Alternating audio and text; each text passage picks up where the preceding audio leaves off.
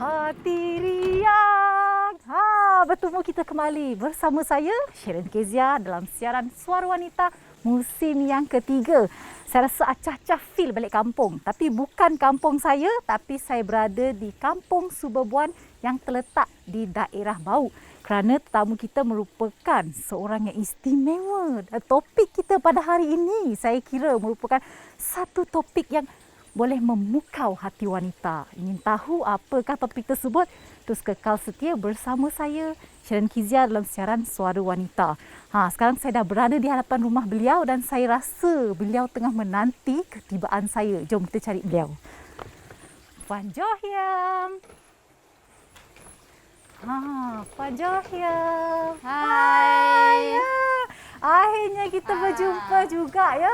Selama ni hanya berbual dalam telefon, hanya teks. Jadi hari ini saya dah sampai, saya dah tiba di perkampungan Puan Johyam. Dia rasa tak sabar ni ya, sebab topik kita hari ini adalah wanita dan kraft tangan. Ni tak sabar ni. Saya ada beri hadiah ni. Rantai. Rantai ni Rantai panggah yang dipermodenkan lah. Tak sia-sia perjalanan saya yang jauh tu. Dapat hadiah free, nampak cantik. Tambok dipakai dululah. Okey, pakai tambok.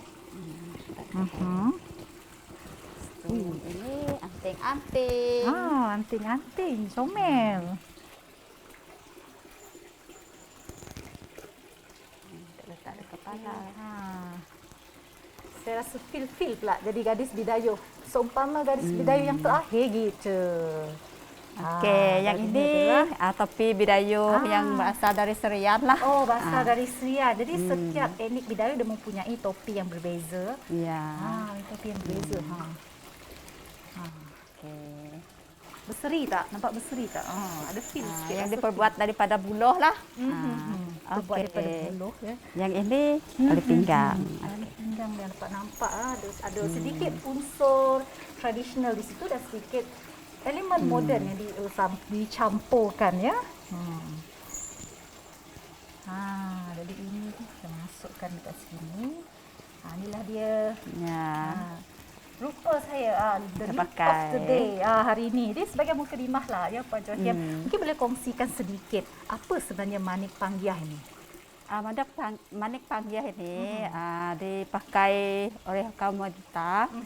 Panggah ni dia digunakan untuk masa peresmian ataupun aktiviti harian ataupun majlis makan malam ataupun aktiviti macam keramaian lah. Jadi kiranya dia merupakan satu aksesoris yang digayakan oleh wanita Bidayuh untuk menghadiri majlis keramaian ataupun boleh digunakan dalam aktiviti seharian. Sebenarnya banyak lagi yang akan kita kongsikan bersama anda. Jadi terus kekal setia bersama saya dalam Suara Wanita. Kita berehat seketika, jangan mana-mana.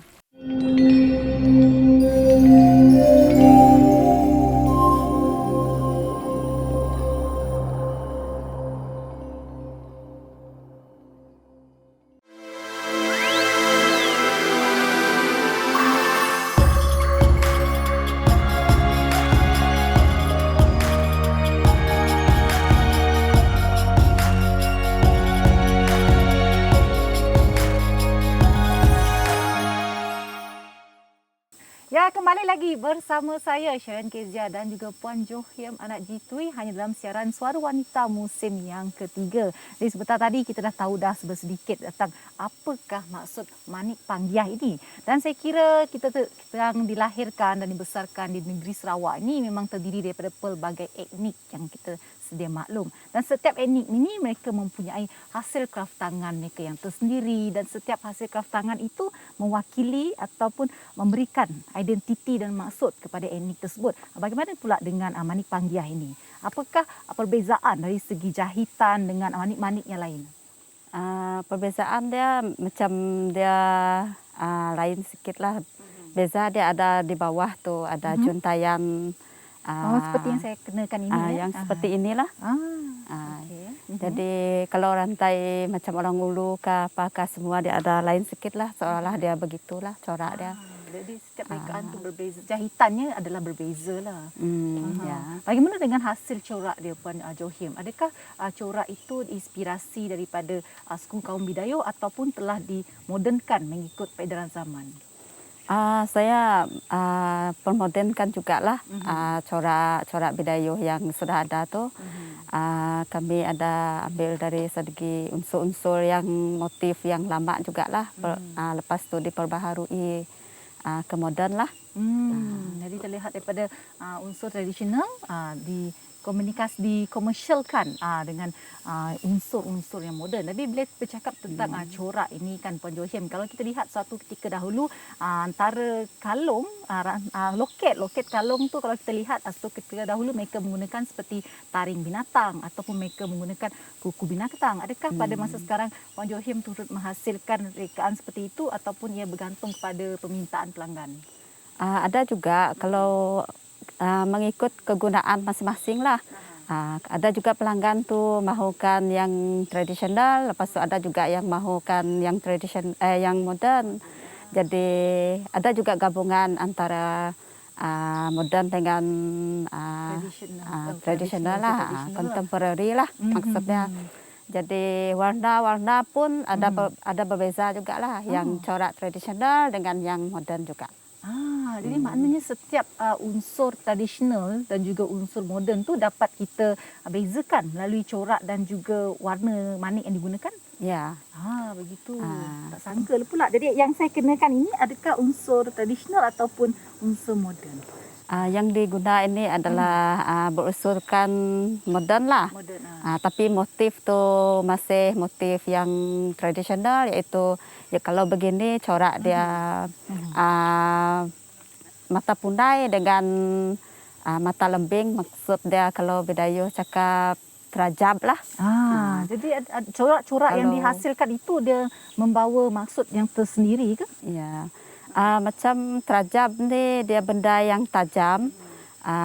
Contohnya apa-apa yang benda yang tajam lah, sebab dia mempunyai keistimewaan sendiri lah pada zaman dulu lah.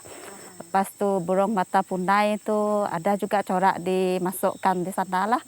Walaupun rantai itu nampak macam modern, tapi berunsurkan yang tradisional juga lah.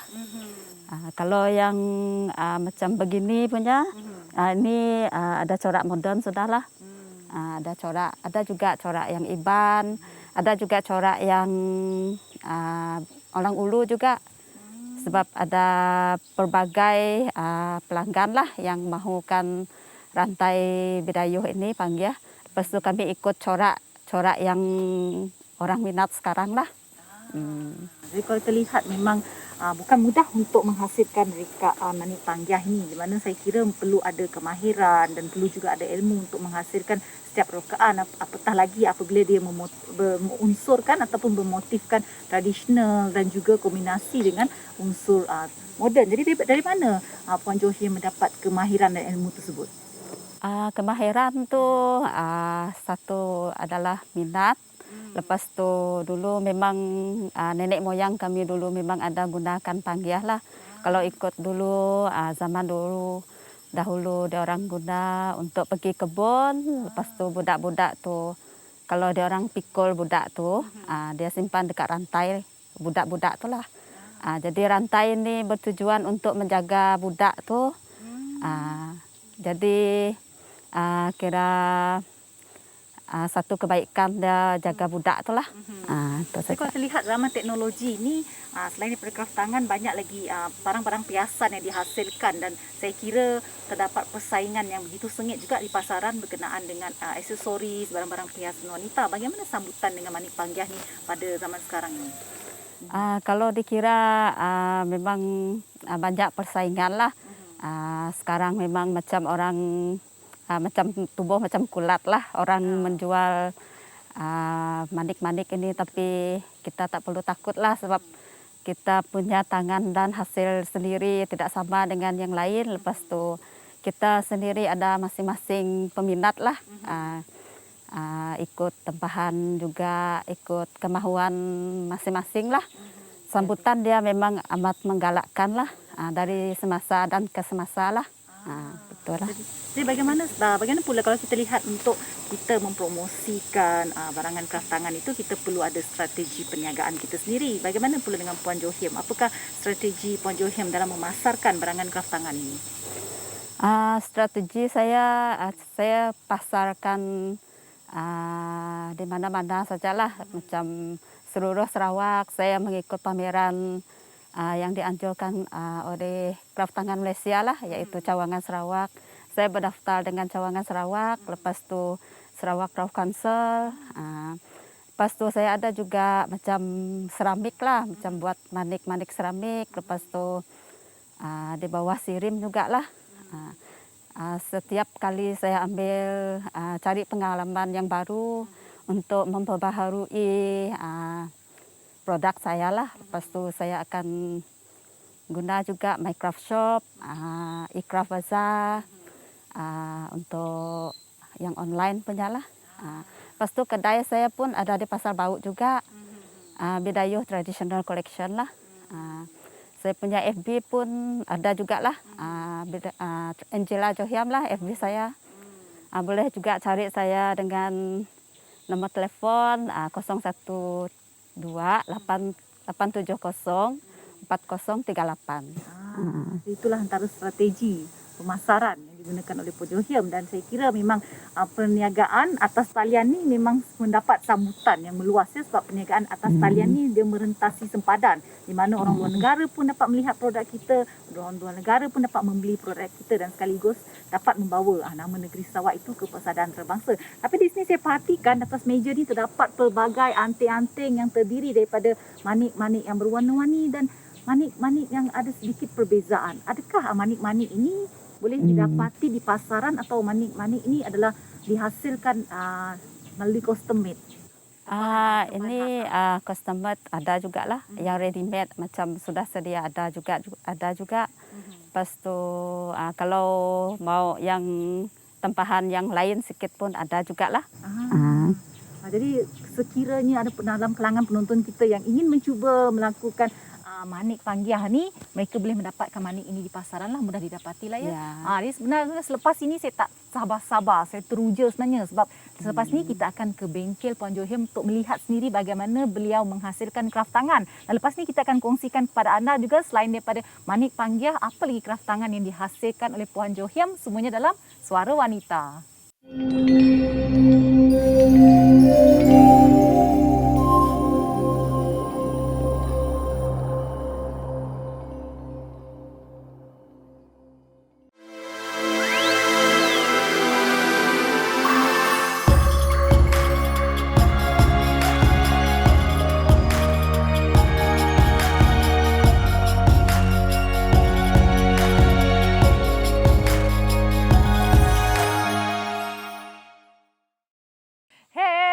Di Tasik Biru, di Ondu Minggu, dapat duamu. Tok sama ponu, Sabah to ponu, wilayah Tongan. Terima kasih kerana terus kekal setia bersama saya, Sharon Kezia, dan tetamu kita yang akan bersama kita sebentar lagi, kerana kini beliau berada di bengkel beliau yang terletak di belakang rumahnya sendiri. Sebenarnya saya sendiri pun tak sabar, sebab saya nak belajar sedikit ilmu tentang bagaimana menghasilkan kraft tangan, lebih-lebih lagi manik panggiah. Jom kita pergi bengkel beliau. Puan Johiem, saya tak sabar ni tengok barang yang cantik-cantik. Seperti anda lihat, ini adalah bengkel Puan Johiem menghasilkan kraft tangan beliau bersama dengan staf-staf beliau.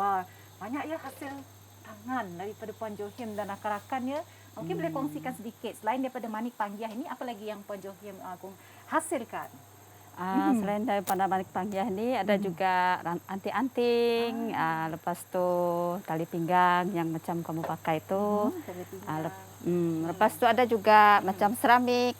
Ni seramik saya. Seramik. Jadi saya perhatikan dia bercakap tentang seramik ya.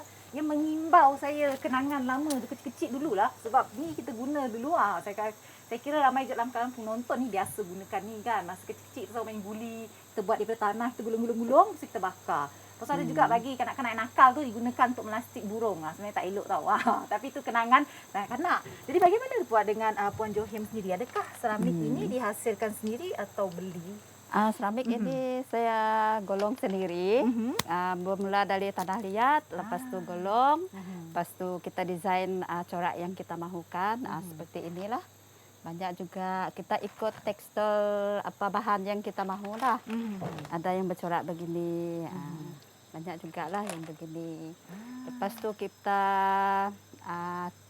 bakal dulu lah dalam suhu 900 derajat. Lepas tu kita glass lagi, kita cat warna yang kita mahukan lah.